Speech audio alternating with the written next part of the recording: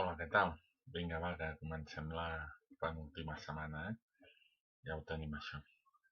Vinga, us explico les activitats de llengües d'aquesta setmana. Setmana del 8 al 12 de juny. Tenim primer de tot les activitats de català. Aquí tenim la fitxa 16 d'ortografia sobre les grafies B alta i B baixa i MB i NB. Sí, són les pàgines 31 i 32. Serien aquestes. Aquí us ho faig una mica més gran. Un moment. Aquí. Són aquestes. Taller d'ortografia. Primer ens diu escriu el nom del que veus en cada imatge. Aquí sota hem d'escriure el que creiem que és cada cosa. Aquí ens diu una mica de teoria. Escrivim en B alta les paraules de la mateixa família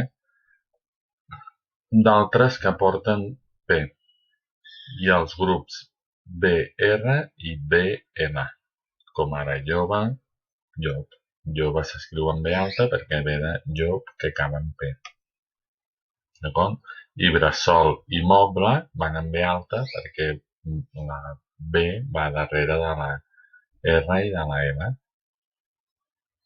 Diu, escriu dues paraules en B de la mateixa família, de rep i de sap. Doncs aquí haurem d'escriure dues paraules de rep i dues de sap. Pensem, si acaben en P, hauran d'anar en B alta. Aquí hi ha un encreuat, on hem d'escriure les paraules. Totes les paraules, com podeu imaginar, aniran en B. Sí? I després, a l'altra pàgina, diu, escrivim en B baixa les paraules de la mateixa família d'altres que acaben en U i els verbs en passat acabats en ava. Per exemple, de seu,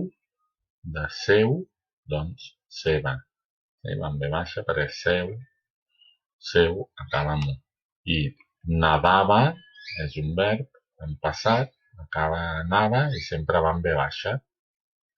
I aquí diu relaciona neu, doncs ho relacionarem amb nevar, sí? D'acord? I nevada, veiem que sempre van de la U, després va en B baixa, d'acord? Tots hem de fer el mateix, podeu fer-ho amb números o amb fletxes, com us vagi millor. En la 5 tenim escriure les oracions amb les formes verbals en temps passat. Us dic la primera i ho veureu molt clar. Les botigues tanquen tard. Doncs en passat seria les botigues tancaven tard. Tancaven anirà en B baixa. D'acord? Està en passat. Sí? Doncs en tots hem de passar els verbs a passat. Sí? I diu, escrivim B darrere de M, MB, i B baixa darrere de N. Rambla va en B perquè abans hi ha una M. Invent va en B baixa perquè abans hi ha una N. I aquí hi ha tot de paraules en les que hem de fer servir aquesta teoria que ens acaben de llegir. D'acord?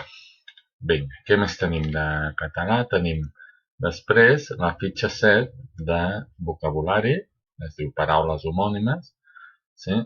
Primer ens diu aquest exercici, ens llegim els diàlegs i veurem què passa. No s'entenen, no s'entén el que diuen. Ho expliqueu aquí perquè creieu que no s'entén. I després aquí ens diu la teoria. Diu paraules homònimes. Sonen o s'escriuen igual, però tenen un significat diferent.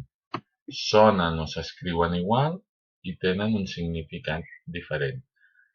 Si sonen igual, però es poden escriure diferent, són homòfones.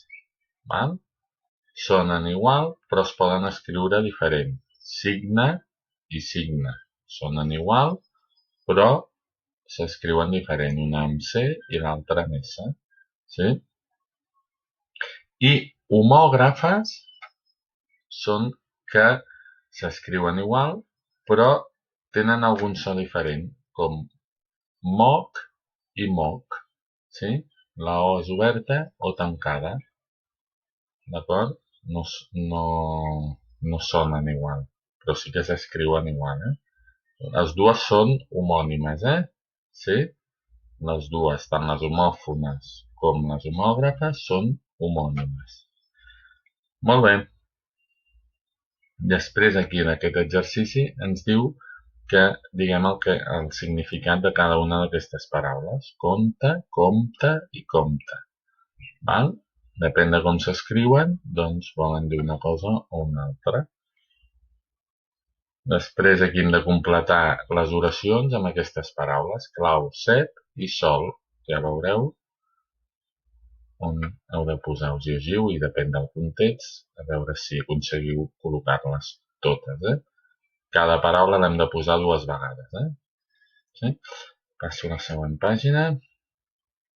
Aquí hem d'escriure aquestes paraules homònimes, vell, vell, vol, bot, bot, sí? Buit, buit, vena, vena. Les hem de col·locar a la foto que correspon, sota la foto, aquí, en aquests quadradets. D'acord? I aquí hem d'escriure el nom de cada parella de paraules homònimes a partir de les definicions. Molt bé. Primer hem d'escriure la tercera persona del singular del present, d'indicatiu, del verb. Quin verb? Doncs aquest, caure. La tercera persona és ell o ella. D'acord? Ell o ella. I present seria ell o ella cau. Aquí posaríem cau. I aquí què escriuríem? Doncs cau. I què és cau? Un forat que fa a terra un animal per amagar-se o refugiar-se. Sí, l'hem d'escriure 2 vegades. Aquí seria ell o ella i després aquí un altre cop el mateix. Això amb tots. D'acord? I en el 6 diu, escriu una oració amb cada parella de paraules homònimes. Hem d'escriure una oració per 9, sí? I una altra per 9, però que no vulguin dir el mateix. On no tinguin diferents significats en cada oració. Sí? Doncs vinga, ja tindríem català. I ara aquí tenim castellano. Tenemos una comprensión lectora sobre las páginas del libro, sobre el tema 12. ¿Sí? Tenemos estos poemas, nos los leemos, ¿de acuerdo? Página 122, 123 y 124. Una vez los hemos leído, tenemos que hacer el ejercicio 1 y 2. Aquí tenemos que relacionar cada palabra con A, B, C, D, E o F, depende de quién creamos que habla cada una de estos versos que hay aquí. ¿De acuerdo? Se puede hacer en el libro, Lo podéis hacer en el libro. Y la 2 también la podéis hacer en el libro. Tenéis que poner la que corresponde a la frase que nos dice aquí. Por ejemplo, van al colegio y a los estadios. ¿Qué quiere decir? ¿Que les gusta mucho pasear o que hay sillas en distintos lugares? Pues ponemos la que creamos. Nos tenemos que haber leído el texto para entenderlo esto, leer los poemas. ¿De acuerdo? I jo diria que amb això... també tenim això que ens va dir el Manuel, del León Burro, que en parlarem en la sessió del divendres, em penso que va dir, ja podria entrar. Divendres? Sí, diria que sí. Molt bé, doncs fins aquí. Aprofiteu la setmana i que vagi molt bé. Vinga, adeu.